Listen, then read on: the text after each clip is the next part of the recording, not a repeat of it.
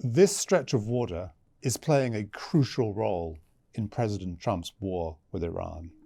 The Strait of Hormuz is this very narrow waterway on the southern border of Iran through which much of the world's oil travels.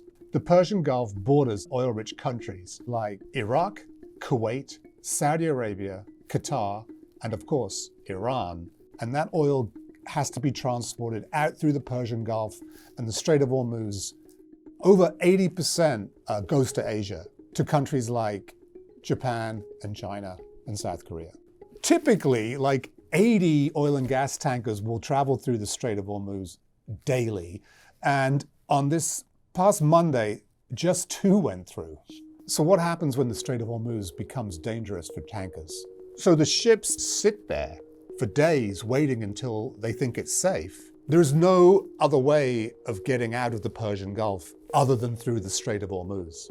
Iran doesn't legally control the strait. It's very difficult to blockade the strait, but Iran's position right there on the edge of the strait gives it an enormous strategic advantage. So since the US-Israeli attacks on Iran, we've seen several attacks on tankers. Iran has been linked to an attack on a Saudi refinery.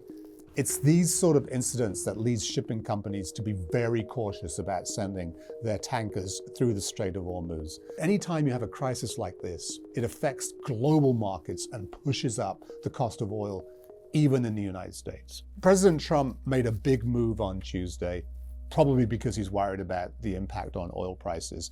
He said that he was going to perhaps send a naval escort that would act as protection for tankers going through the Strait of Hormuz. Some oil analysts believe that an escort would get tankers moving again, but we're not sure when it will actually be in place to offer that protection. If this crisis in the Strait of Hormuz continues, it could do more damage to the global economy than anything I've seen in years.